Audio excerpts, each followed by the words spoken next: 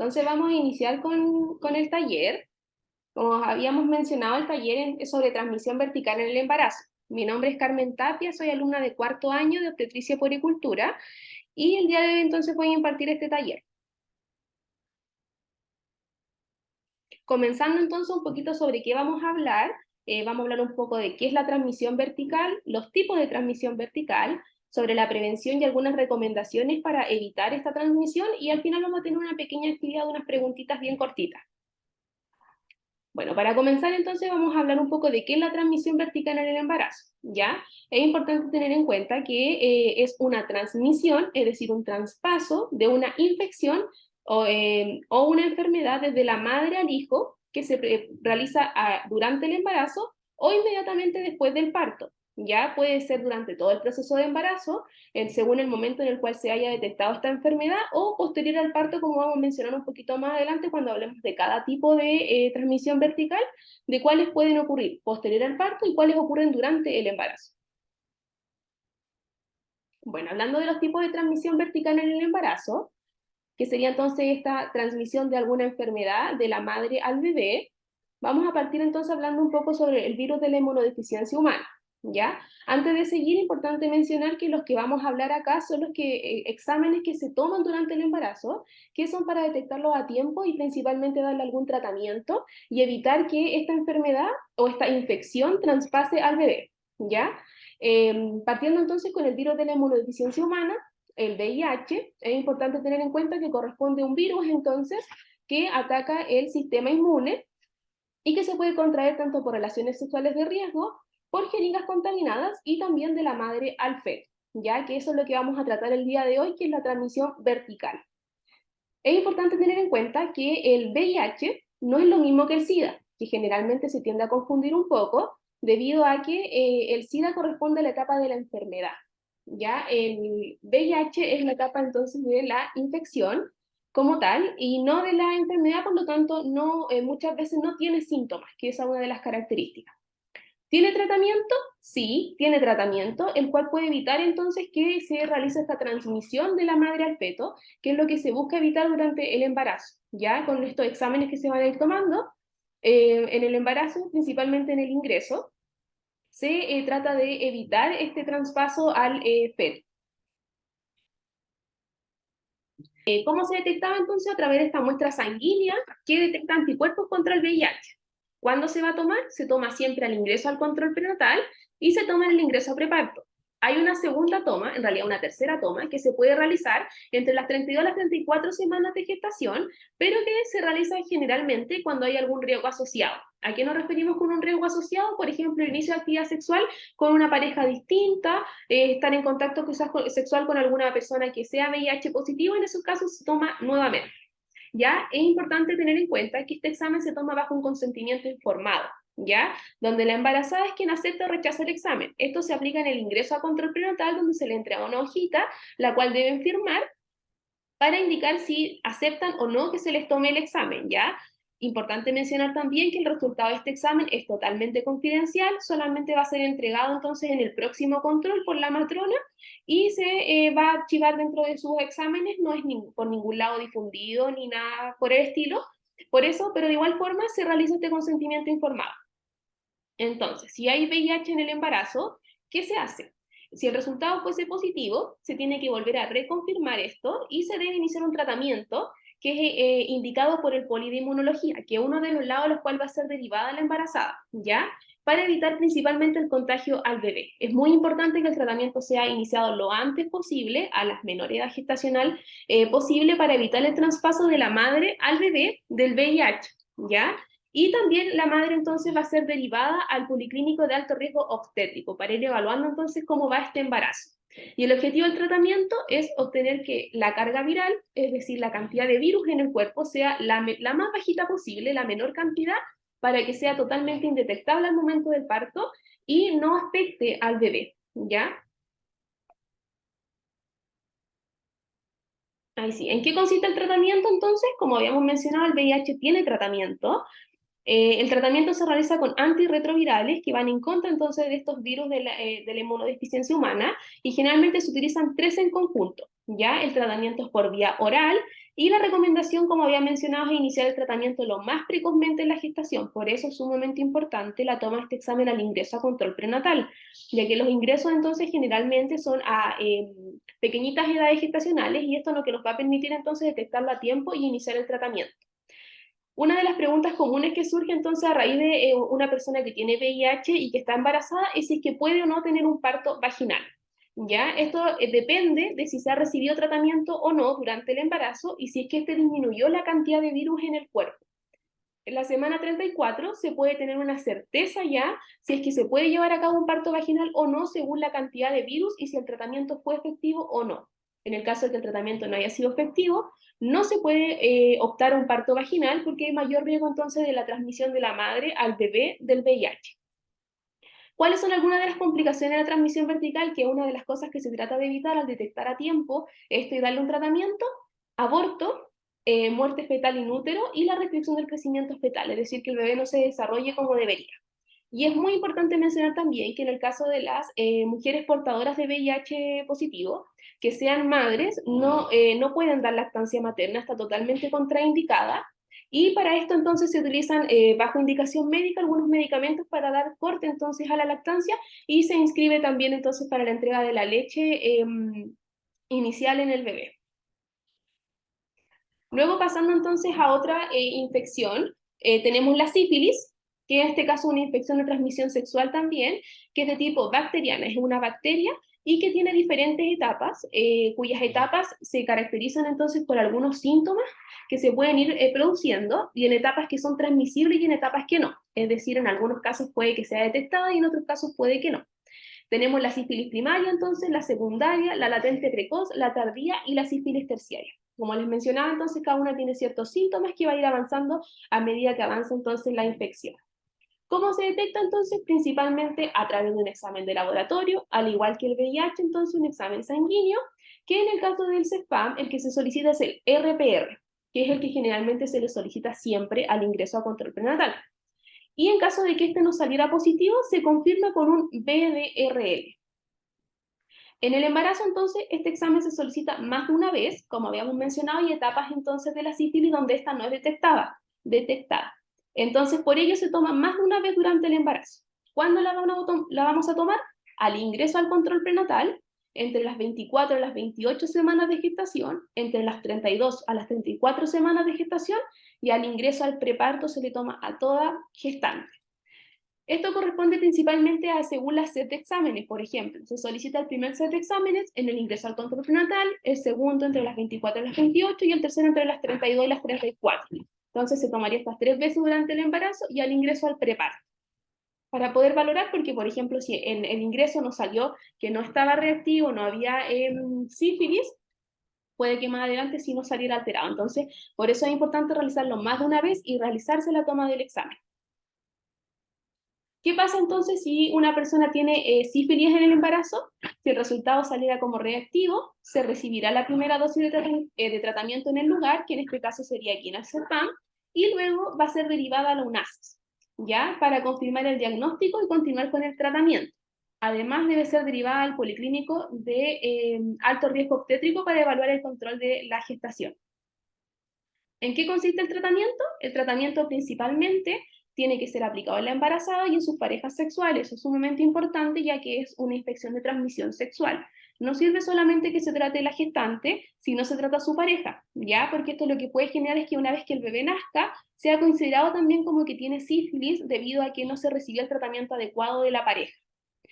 Y el tratamiento consiste principalmente en penicilina benzatina intramuscular, que es la penicilina que generalmente duele, que es la que se inyecta entonces en la zona muscular, generalmente en la zona del glúteo, y la que se debe aplicar una vez por semana, la cantidad de semanas que corresponda según la etapa de la sífilis. Generalmente se utilizan 3 dosis. Son 3 dosis de esta penicilina entonces intramuscular para poder evitar el contagio de la madre al bebé. Ya también por ello mencionamos que es sumamente importante detectarlo a tiempo para que este tratamiento sea lo más pronto posible y así evitamos entonces el contagio de la madre al bebé de la sífilis.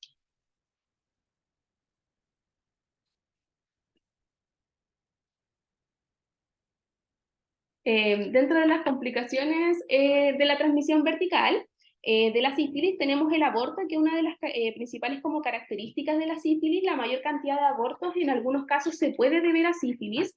Está el bajo peso al nacer, y también está la sífilis congénita, que es aquella sífilis entonces que presenta el recién nacido, debido entonces al traspaso de la madre al bebé. ¿Qué pasa con el parto y la lactancia materna en este caso? Como habíamos mencionado anteriormente, en el caso del VIH, dependía de la carga viral y si es que la lactancia está totalmente contraindicada. Y en el VIH, en el caso de la sífilis, el parto puede ser tipo vaginal, siempre y cuando no existan lesiones en la zona. Esto que generalmente se produce en las etapas iniciales de la sífilis. Ya es importante tenerlo en cuenta, si son etapas más avanzadas, puede que estas lesiones no se presenten y queda totalmente bajo criterio médico. Y importante mencionar que en la sífilis, a diferencia del VIH, la lactancia materna no está contraindicada, no hay ningún tipo de inconveniente con la lactancia, ya que no es un método de transmisión de la enfermedad o de la infección a el bebé, ¿ya? Luego entonces vamos a hablar del estreptococo grupo B.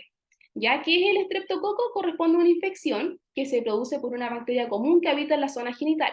Esta bacteria entonces la tenemos todos en diferentes partes del cuerpo también, por ejemplo en el tracto digestivo. Uno de los lugares en los que se ubica es la zona genital. ¿Ya? Esta infección resulta totalmente inofensiva para la embarazada, pero es riesgosa para el bebé. Por eso es importante detectarla a tiempo y darle un tratamiento posteriormente, como vamos a explicar más adelante, que el tratamiento no es durante el embarazo, sino que el tratamiento es directamente en el momento del trabajo de parto. ¿Ya? ¿Cómo se detecta? Es a través de una muestra en la zona perianal, que con esto nos referimos a todo lo que es la zona genital, con una especie de hisopo, muy parecido a un cotonito, un poquito más largo, no se utiliza espéculo, no genera mayor dolor, puede ser un poco incómodo por la posición típica que se solicita, pero no genera ningún tipo de dolor y esta especie de cotonito se va a pasar por toda la zona y luego se manda a estudio. ¿Ya? Esto se realiza entre las 35 a las 37 semanas de gestación y consiste, como había mencionado, en el paso de este hisopo, entonces, por todo lo que es la zona vaginal y la zona anal, ¿ya? ¿Y qué pasa si es que sale este estreptococo grupo B positivo? El tratamiento se iniciará en el trabajo de parto, como había mencionado, no antes, ya que el riesgo de contagio del bebé es a través del canal de parto, que es una también de las características del estreptococo grupo B, y que por qué se toma estas semanas de gestación, porque ya estamos cercanos al parto. Entonces eso es lo que necesitamos evitar, que al momento en el canal de parto el bebé no se infecte y no tenga entonces posteriormente consecuencias. ¿En qué consiste el tratamiento principalmente del estreptococo grupo B?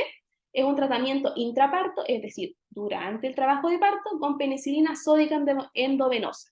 Ya en este caso va directamente a la vena, se utiliza penicilina, por eso es importante y una de las preguntas que se solicita también cuando se va a realizar este examen, si es que es alérgica o no a la penicilina, ya que es sumamente importante que siempre si es alérgica indique que lo es para que no se utilice penicilina, ya que este es el tratamiento de elección. Para el estreptococo grupo B se puede utilizar alguna otra alternativa. Y las dosis generalmente son cada 4 horas hasta el parto, pero endovenosas. ¿Cuáles son las complicaciones que se pueden producir si es que el bebé se viera contagiado entonces por este estreptococo grupo B? Principalmente sepsis neonatal, y con esto nos referimos a una infección generalizada del bebé, neumonía, que sería una afectación ya de tipo respiratoria, y algunas alteraciones neurológicas, como cuáles, por ejemplo, la meningitis, que es una inflamación de la médula espinal y el cerebro, que lo que dificultaría principalmente son las habilidades cognitivas y de movimiento del bebé. ¿Se puede tener un parto vaginal si se tiene estreptococo grupo B positivo? La respuesta es que sí. Con un tratamiento adecuado, que sería el tratamiento con la penicilina sódica, disminuye la probabilidad de infección al bebé y no se ha demostrado que la cesárea disminuya el riesgo. Por eso, si es que va a ser cesárea electiva, por ejemplo, o si es que va a ser algún parto vaginal, de igual forma tiene que recibir tratamiento con la penicilina, ¿ya? Y finalmente, en relación al estreptococo, mencionar que se necesitan de algunas indicaciones para tomar este examen entre las 35 a las 37 semanas, como le había mencionado.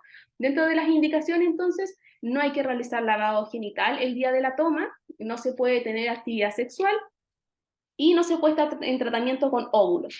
¿Por qué? Porque esto nos puede salir un poco, nos puede alterar en realidad el resultado y sería entonces no efectivamente el examen que necesitamos para poder saber si es que existe o no la presencia de esta bacteria. Luego entonces vamos a pasar al Chagas, que el Chagas también es uno de los exámenes que se solicita al ingreso a control prenatal, que es un poco desconocido quizás, pero ahora lo vamos a mencionar. Corresponde entonces a una infección también que se ocasiona por un parásito que habita en las heces de la vinchuca. ¿Qué es la vinchuca? Es un insecto. Ese insecto que se ve ahí en las fotitos es el que ocasiona entonces esta enfermedad y se transmite a través de insectos infectados, como habíamos mencionado, transfusiones o de la madre al feto. Una madre que está infectada la puede transmitir entonces a su bebé. ¿Cómo se detecta? En el ingreso a control prenatal se solicita un examen de sangre en el cual se solicita entonces el Chagas. Y el examen se solicita en todas las zonas del país. Antiguamente se solicitaba solamente, por ejemplo, de la región de Arica, Parinacota, hasta la región de O'Higgins, pero hoy en día se solicitan todas las regiones del país, ya que se ha detectado entonces la presencia de Chagas en otras zonas. ¿Qué pasa si existe este Chagas entonces reactivo? Está esta enfermedad, o sea, esta infección, se deriva al Instituto de Salud Pública entonces para confirmar el diagnóstico. Siempre entonces se necesita una reconfirmación del diagnóstico y dar un posterior tratamiento. También se va a derivar al policlínico de alto riesgo obstétrico para evaluar entonces este embarazo y al poli de infectología, que es donde se va a entregar principalmente el tratamiento. ¿En qué consiste el tratamiento? Este tratamiento entonces se basa en el uso de algunos fármacos antiparasitarios. Ya los tratamientos siguientes dependen del grado de compromiso debido a la infección y van a ser indicados siempre por el poli de infectología. Por eso es una de las derivaciones que se realiza.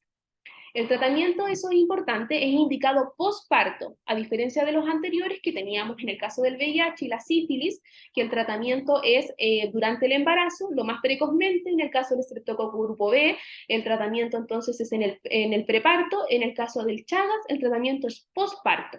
¿Por qué es posparto? Porque los medicamentos están totalmente contraindicados en el embarazo. ¿Cómo saber si es que el bebé fue infectado o no fue infectado de la mamá al bebé, de la madre al bebé? A través de los exámenes de sangre que detectan la infección, exámenes que se le van a realizar al bebé. Dentro de las complicaciones que puede producir la transmisión vertical, tenemos el compromiso del estado general, algunas alteraciones neurológicas, la insuficiencia cardíaca y algunas crisis convulsivas. Esto es lo que generalmente se produce en el caso del Chagas cuando el bebé se ve infectado. Pasando entonces, esos son los 4 tipos de infección de transmisión vertical.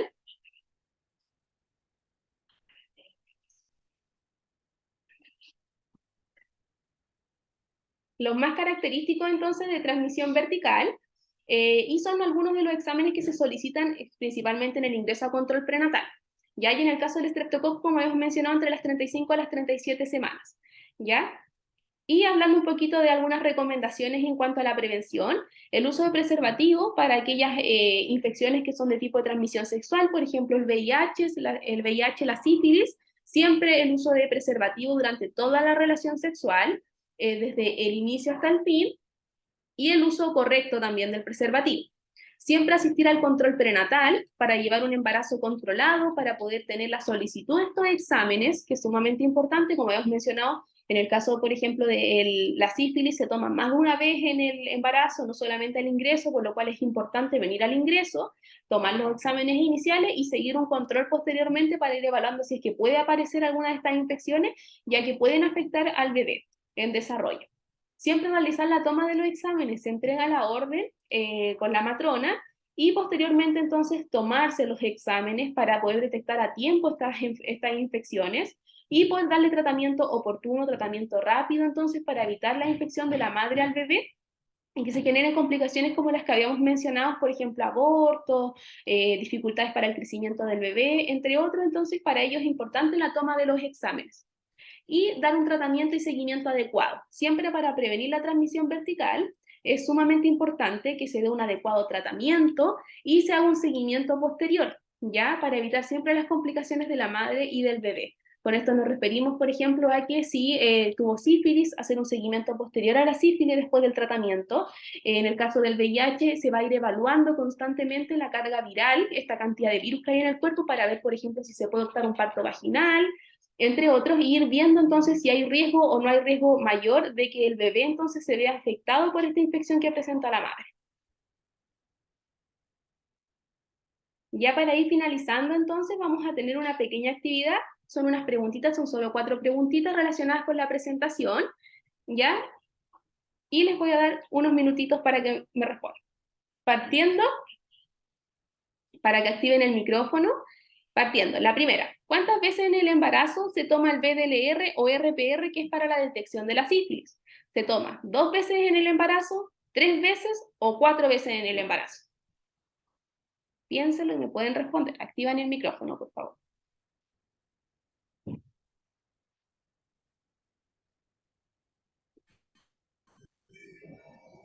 Yo digo que 2 veces. Ya. ¿Alison? ¿Opina diferente?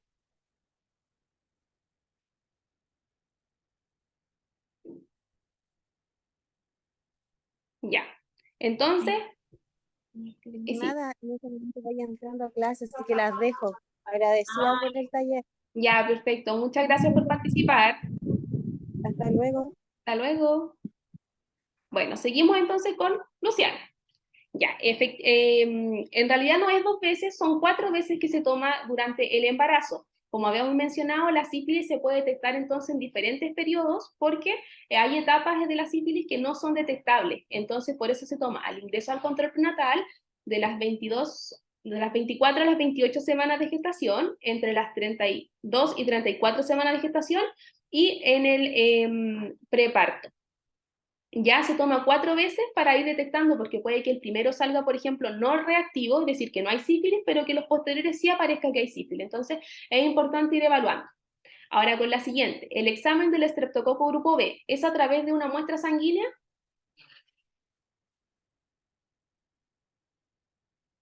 Vamos, Luciana, yo sé que usted sabe.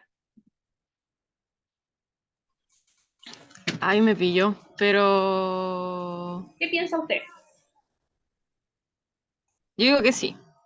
Ya, no. El estreptococo grupo B, como habíamos mencionado, no se preocupe. El estreptococo grupo B, como habíamos mencionado, entonces esta muestra que se toma con el cultivo perianal, con esta especie de hisopo, se toma entre las 35 a las 37 semanas de toda la zona perianal, es decir, de toda la zona como externa de la vulva y todo lo que es la zona rectal para detectar si es que existe esta bacteria o no. ¿Ya? Pero no es una muestra sanguínea. Las que son muestras sanguíneas de los que hablamos el día de hoy es el VIH, sífilis y el Chagas. Ahora ya nos quedan solo 2. ¿La transmisión vertical se produce en el embarazo o inmediatamente después del parto? ¿Eso es verdadero o falso? Falso, falso, falso.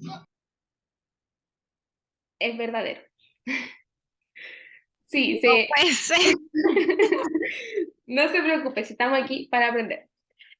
La transmisión vertical sí se puede producir durante el embarazo, como habíamos mencionado, por ejemplo, en el caso de el VIH, en el caso del sífilis, el Chagas, y también inmediatamente después del parto, como por ejemplo puede ser el estreptococo, que es a través del canal de parto, o también el VIH, por ejemplo, si es que se da lactancia materna. También puede ser transmitido posterior al parto, ¿ya?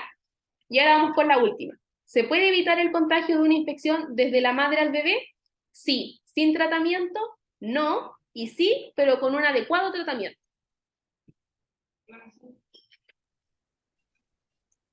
Letra C.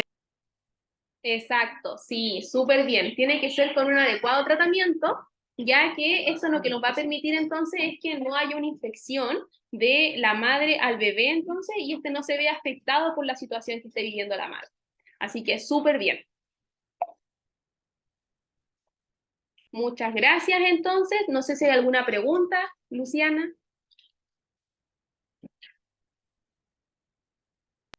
No, ¿Alguna pregunta? ahora me quedó todo súper claro. Pero muchas gracias por la presentación, por el taller.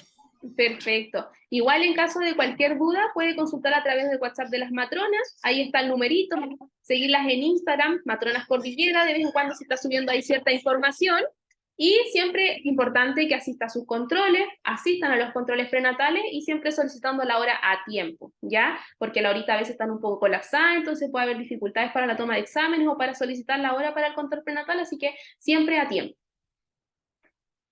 Hola, ¿puedo hacer una breve acotación con lo de la Carmen? Agregar de que los exámenes, la mayoría de los que mencionamos, excepto el de hepatitis B porque lo procesan en un menor tiempo, pero el VIH, el RPR y el Chagas, por ejemplo, no requiere ayunas. Ya, lo mismo con el estreptococo grupo B porque es una muestra vía vaginal, así que no debería haber alguna dificultad. Ya EPS que en algunas veces nos van a derivar el mismo día, de hecho, en algunos controles a la toma de estos exámenes, ya para que no se extrañen o les llame la atención. Más que nada para evitar que pase mucho tiempo, como decía Carmen, para desconocer el caso en el que estamos y descartar estos diagnósticos. Ya, así que muchas gracias por su Muchas participación, gracias. las que pudieron estar y tenían cositas que hacer, gracias por su tiempo, y las que no y no pudieron por alguna situación, pueden revisar el taller en el canal de YouTube y nos van avisando quienes pudieron verlo a través de los controles prenatales, ¿cierto? O por el vía WhatsApp que nos avisen. Ya, y si hay alguna duda del tema, pueden revisar de nuevo este taller y nos pueden consultar por último en algún caso de consulta otra vez en el control prenatal que nos vamos a ver de nuevo. Ya, Listo. cuídense que estén bien. Muchas gracias. Chao.